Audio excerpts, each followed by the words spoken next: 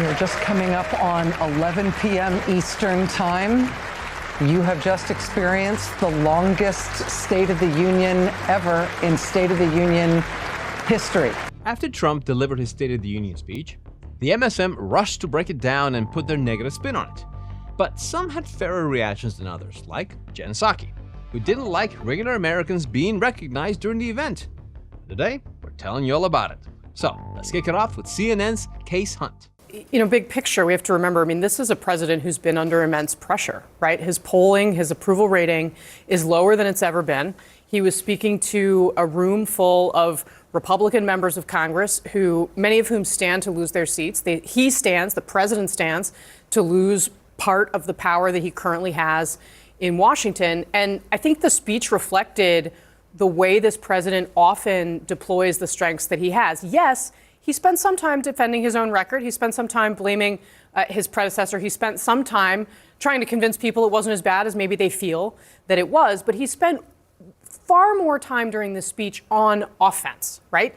Ticking through places that are culturally inflammatory in some cases.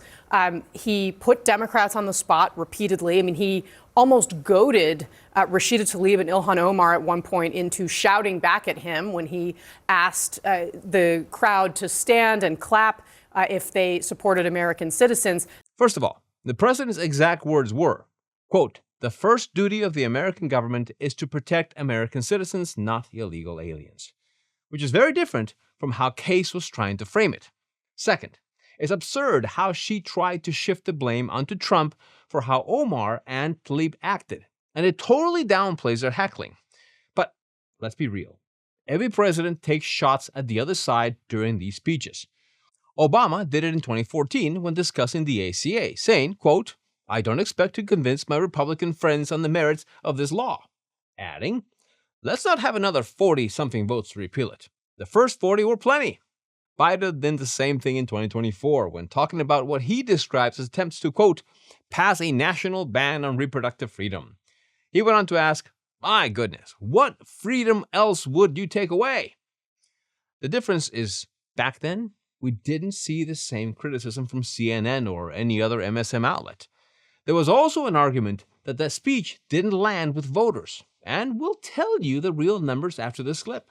John King, what stood out to you? I think it's important to remember that, sadly, in my view, most Americans live in their silo. And so people watch this from their perspective of choir practice for the most part. President had a lot of challenges coming into this speech. His approval rating overall is down. His approval rating in the economy is down. Approval rating on immigration is down. I mentioned early on one of the big glaring problems for Republicans, because it's a midterm year, is approval rating among Republicans is down some too, from 90% to 82% in our most recent poll. I would not be surprised at all if he helped himself there. That's not enough.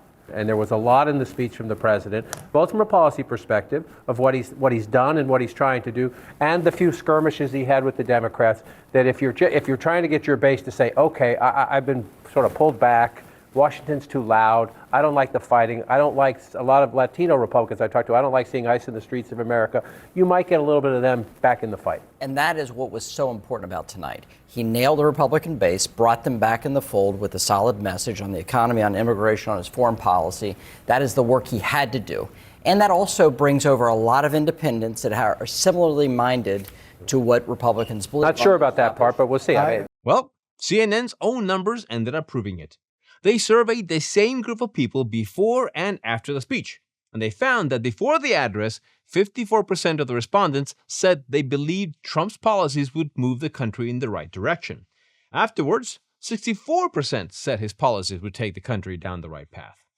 And to further drive the point home, quote, "The share who believe the president has had the right priorities stood at 44% prior to the speech and 54% immediately following its conclusion." Obviously, no address would have been able to convince every single person in the country. This isn't North Korea or some CCP event. But even when you look at the numbers, it's hard to argue that it didn't land at all. And then came the most out-of-touch reaction from Jen Psaki on MS Now. So let's hear what she had to say.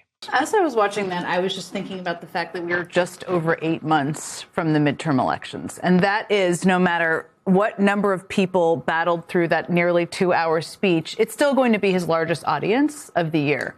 And if you're sitting in a White House before a speech for any president, you're thinking about a couple things. How does the president use that speech to give a message to not just the people in the chamber, but his political allies out there about what they should be talking about, what the agenda is, what the winning message is? And Trump decided to double down on things that are hugely unpopular. I mean, to your point, it was like a three-part speech. There was the circus entertainer part where he was bringing out unrelated people and vignettes. And then there was a part that was policy-ish, right? And that was doubling down on tariffs. In the ABC poll, 72% of independents disapprove. And doubling down on immigration and his policies, where 58% disapprove. So if you're a Republican sitting in there, you're a Republican running for office, that is not a speech that gives you a guide. It's not a speech that helps you out there try to win. We'll get to, quote, bringing up unrelated people in a minute. But first, it's important to point out that the midterms are 7 months away. In political terms, that's a lot. But when it comes to Trump presidencies, that's like 2 years of events crammed into a few months. Just think about where things stood 7 months ago. The conversation was focused on tariffs. The full government shutdown and the special elections hadn't even taken place yet. In other terms, a lot can shift in that span. But you can't expect much from Psaki, who rarely answered any tough questions during her time as press secretary. In fact, just a few days into her role back in 2021, there were stories of the White House asking reporters for pre-written questions. Now, when it comes to acknowledging regular Americans during the speech, Abby Phillip offered a more balanced response on the issue. Take a look. Yeah, I mean, I think stylistically, this speech really told us where the president is, which is that the way that he wants to see the country may not be where the country actually is or where the country sees itself, but he utilized almost like these game show type moments where you're seeing awards being presented to really bring these moments of togetherness that otherwise might not have been there. I actually thought it was very skillfully done. He awarded several medals of honors, Purple Heart. He brought up the natural disaster in Texas. He had to do that because I think the rest of his message, I think, is a hard pill for Americans to swallow. And I think those other moments really gave him some space to balance out those two things. See, it really feels like they're coming at this from a negative angle. Why is it a problem for a president to take a moment to recognize regular Americans? Does everything have to revolve around the establishment and petty political moves?